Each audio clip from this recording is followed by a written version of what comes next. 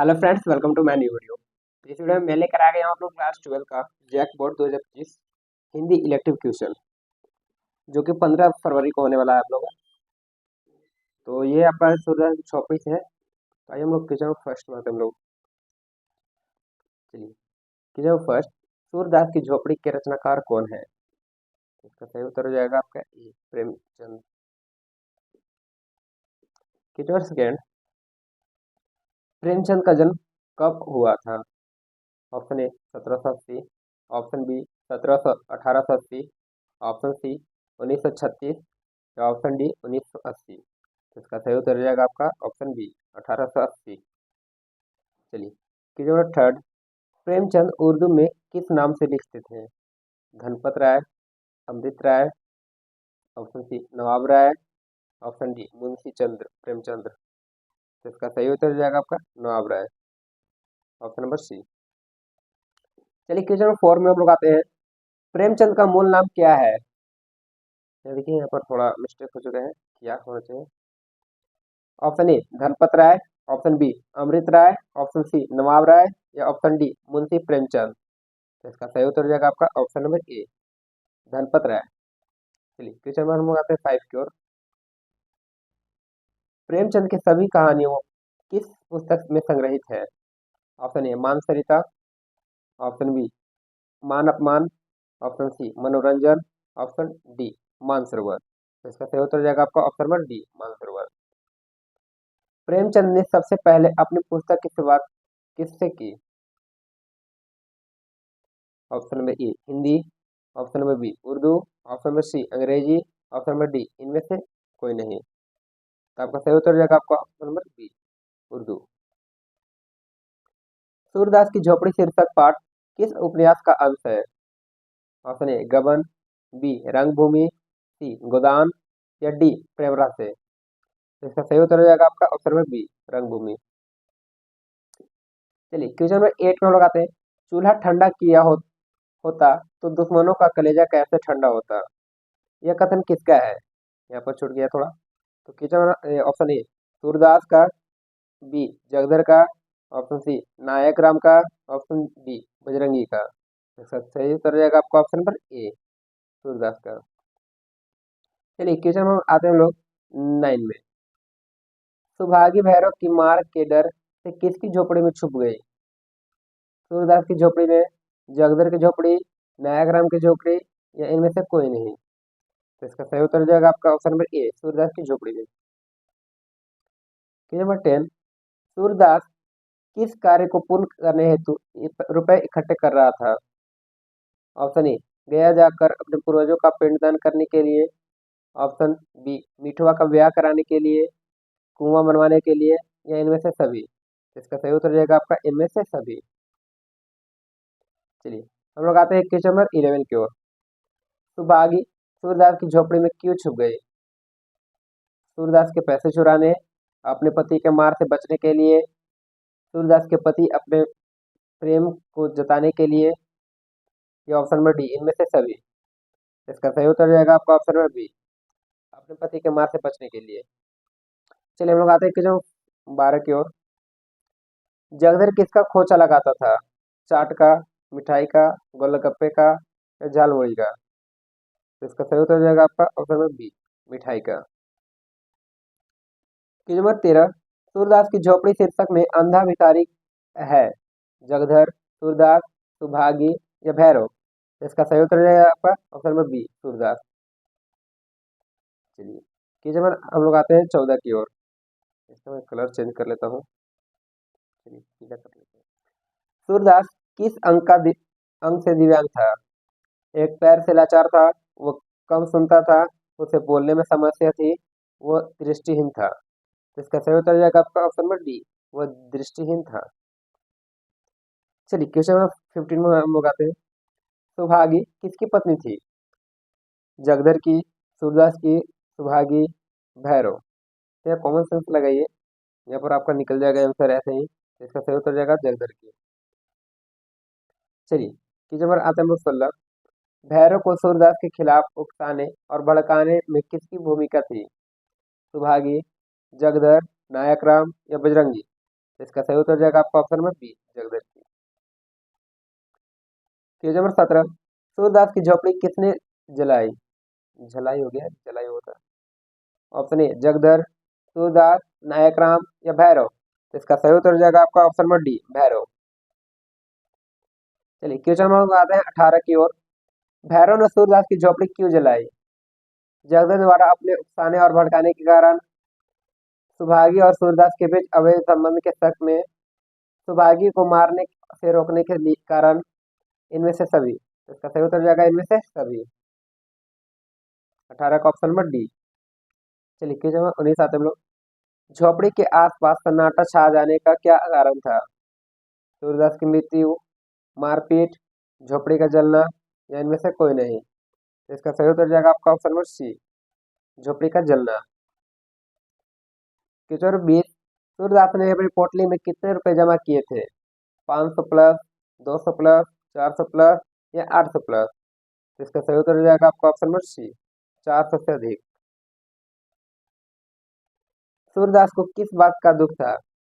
रुपयों की पोटली खो जाने का, झोपड़ी जल जाने का, बर्तन जल जाने का, इनमें से कोई नहीं। इसका सही उत्तर हो जाएगा आपका झोपड़ी जल जाने का।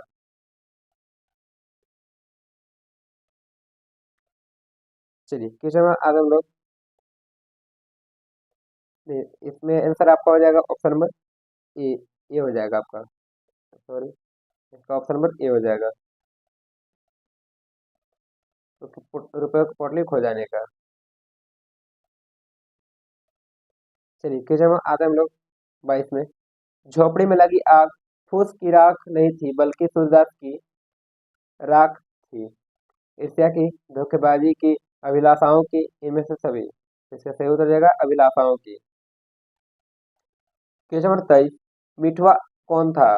सूरदास का भतीजा, सूरदास का बेटा, सूरदास की बेटी या सौभाग्य का भाई। इसका सही उत्तर हो जाएगा आपका ऑप्शन नंबर ए, सूरदास का भतीजा। चलिए क्वेश्चन नंबर आता हम लोग 24 की ओर। रोते हुए मिठुआ की घीसु क्या कहकर चढ़ाता है? तुम खेल में रोते हो। ऑप्शन नंबर बी, कमजोर हो तो खेलते क्यों हो, तुम खेलना ही छोड़ दो, रोक कर मेरा कुछ नहीं बिगाड़ सकते। तो इसका सही उत्तर हो जाएगा आपका ऑप्शन नंबर ए, तुम खेल में रोते हो। चलिए क्वेश्चन नंबर आते हम लोग 25 की ओर। ये मोस्ट इंपोर्टेंट क्वेश्चन है जो आपका एग्जाम में आ चुका है प्रश्न और आने वाला क्वेश्चन है, तो इसे आप लोग एक बार जरूर देखें। चलिए क्वेश्चन नंबर आते हम लोग 25 की ओर। तुम खेल में रोते हो, यह किसका कथन है? घीसू, मिठुआ, जगधर, नायक राम। तो इसका सही उत्तर हो जाएगा घीसू, ऑप्शन में। चलिए अब हम लोग आते हैं दूसरे पार्ट, आरोहण। आरोहण है जो संजीव ने लिखे हैं। चलिए आज हम लोग क्वेश्चन नंबर 26 को। आरोहण कहानी के लेखक कौन है? प्रेमचंद, संजीव, विश्वनाथ त्रिपाठी, संजीव या विश्व प्रभास जोशी। देखिए यहाँ संजीव विश्वनाथ त्रिपाठी नहीं होगा, यहाँ संजीव नहीं होगा, काट दीजिएगा, मिस्टेक हो चुका है। इसका सही उत्तर हो जाएगा आपका संजीव, ऑप्शन नंबर सी। चलिए क्वेश्चन नंबर आधा 27 की ओर। आरोहण निम्न में से क्या है? निबंध, यात्रा वृतांत, कहानी, उपन्यास। तो इसका सही उत्तर हो जाएगा आपका ऑप्शन नंबर सी, कहानी। क्वेश्चन नंबर 28 के हम लोग आते हैं। लेखक संजीव का जन्म कब हुआ था? 1742 में, 1947 में, 1936 या 1980। इसका सही उत्तर हो जाएगा आपका 1947। चलिए क्वेश्चन नंबर 29 की ओर। लेखक की कहानियां अधिकतर किस में प्रकाशित हुई है? हंस पत्रिका, मान अपमान, मनोरंजन, मानसरोवर। तो इसका सही उत्तर हो जाएगा हंस पत्रिका, ऑप्शन नंबर ए। रूप सिंह कितने सालों बाद अपने गांव वापस लौटता है? 5 साल बाद, 11 साल बाद, 1.5 साल बाद या 2.5 साल बाद। तो इसका सही उत्तर हो जाएगा 11 साल बाद, option number B. Question number 31, Roop Singh के गांव का क्या नाम था? बरवाला, कुसुम टाड़, मुकुंदा, माही। तो इसका सही उत्तर हो जाएगा कुसुम टाड़, ऑप्शन नंबर 32। रूप सिंह के बड़े भाई का क्या नाम था?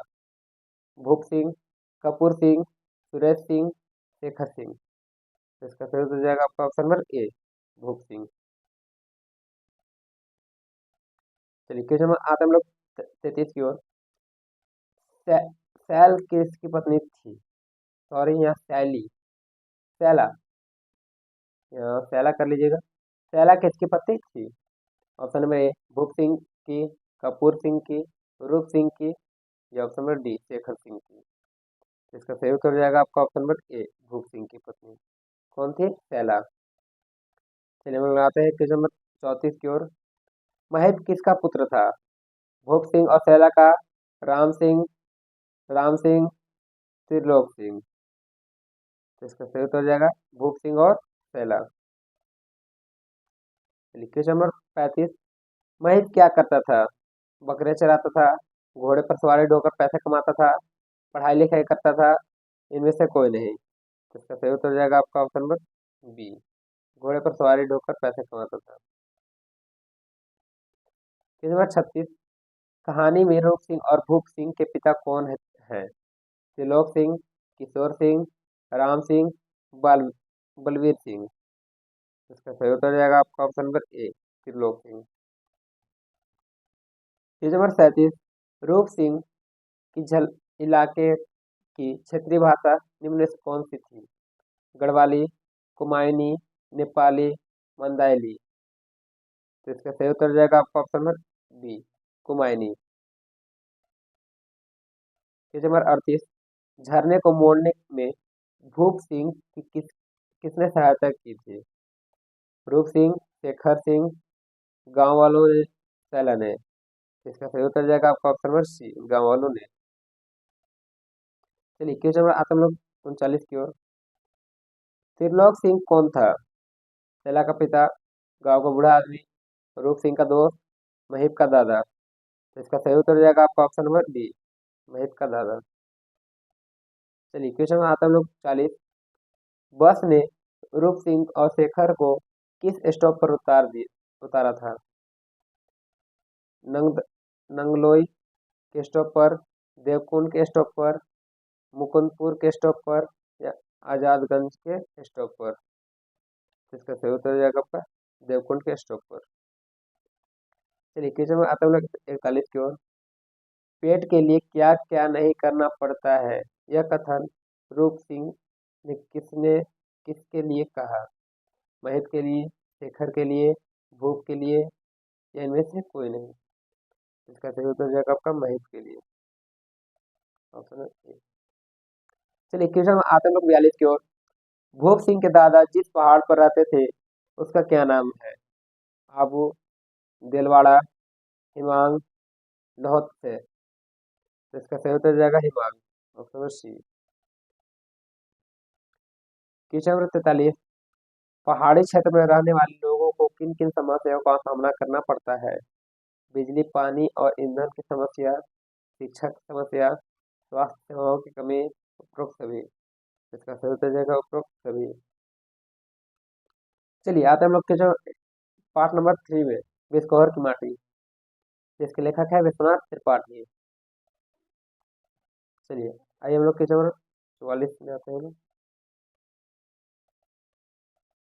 बिस्कोहर की माटी पाठ के लेखक का क्या नाम है? तो यह देख लीजिए विश्वनाथ त्रिपाठी। तो ऑप्शन नंबर डी हो जाएगा आपका विश्वनाथ त्रिपाठी। चलिए क्वेश्चन में आते हैं हम लोग 45 में।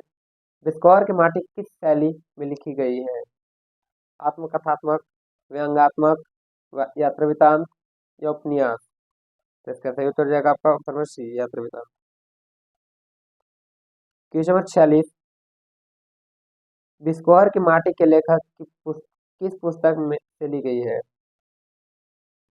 पेड़ के हाथ, नंगा तलाई गाँव, जैसा कह सका, अपना देश परदेश। तो इसका सही उत्तर हो जाएगा जैसा कह सका।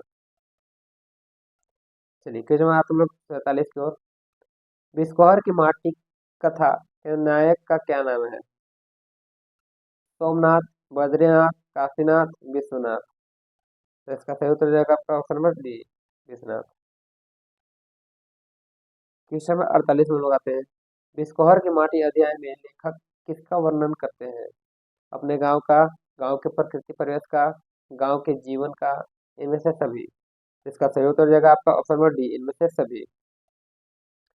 चलिए क्वेश्चन नंबर 49 की ओर। बिस्कोहर की माटी में लेखक ने ग्रामीण जीवन किन पहलुओं को प्रस्तुत किया है? गांव के प्रकृति परिवेश का, ग्रामीण जीवन शैली, लोक कथाएं और मान्यताएं, जीवन में माँ का स्थान, इनमें से सभी। इसका सही उत्तर हो जाएगा इनमें से सभी। क्वेश्चन में आते हैं हम लोग 50 की ओर। गांव का जीवन किस पर निर्भर रहता है? और यह मिस्टेक हो चुका है, यहाँ आप लोग देखते हैं और वही मिस्टेक होता है, आप लोग आंसर से मतलब है, उतना ध्यान मत दीजिए। चलिए, गांव का जीवन किस पर निर्भर रहता है? ऑप्शन ए प्रकृति, दो पोखरा, सी सौंदर्य, डी पशुधन। तो इसका सही उत्तर जाएगा आपका ऑप्शन नंबर ए प्रकृति। चलिए क्वेश्चन नंबर आते हैं हम लोग 51। लेखक ने किस फूल का विशेष उल्लेख किया है? कमल, कोइया, हरसिंगार या उपरोक्त सभी। तो इसका सही उत्तर जाएगा उपरोक्त सभी। चलिए क्वेश्चन नंबर आते हैं हम लोग 52। पूरब टोले के पोखर में कौन फूल फूलते थे? हरसिंगार, कमल, गेंदा या चमेली। तो इसका सही उत्तर जाएगा आपका ऑप्शन नंबर बी कमल। चलिए कमल के पत्ते को क्या कहा जाता है? कोइया, कुमुद, पुराइन या बतिया। तो इसका सही उत्तर जाएगा आपका पुराइन। क्वेश्चन नंबर आता है हम लोग 54। अकाल के समय खो अकाल के समय खाए जाने वाले कमल के नाल को क्या कहा जाता है? भसीन, कमलगट्टा, कोइया या कोका बेली। तो इसका सही उत्तर जाएगा आपका कमलगट्टा।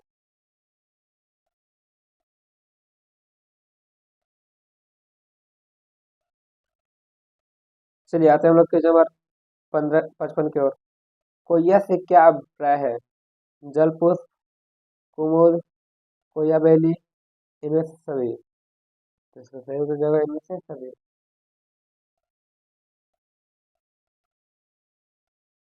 चलिए क्वेश्चन में आते हैं हम लोग 56।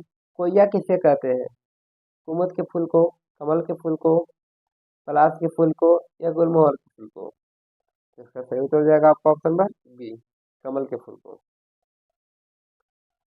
Question number 57। शरद ऋतु में कौन सा फूल फलता है?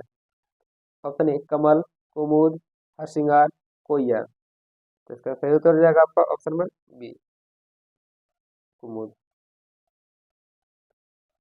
Question number 58। बिस्कोहर की माटी के अनुसार हिंदुओं के भोज में किस पत्ते का इस्तेमाल किया जाता है?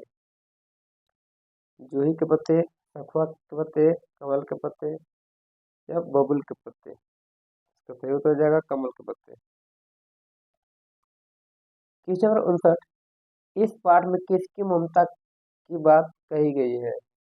पिता का, भाई का, माँ का या बहन का। तो इसका सही उत्तर हो जाएगा आपका ऑप्शन सी माँ का। Question number 60। बच्चे की कौन सी क्रिया जड़ के चेतन होने यानी मानव जन्म लेने की सार्थकता है? बच्चे की मुस्कान, अपने पैरों पर खड़ा होना, माँ का दूध पीना, बोलना शुरू करना। तो इसका सही उत्तर जाएगा बोलना शुरू करना। आप मेरे चैनल पर नए हैं तो लाइक सब्सक्राइब और ज़्यादा से ज़्यादा शेयर करें। थैंक्स।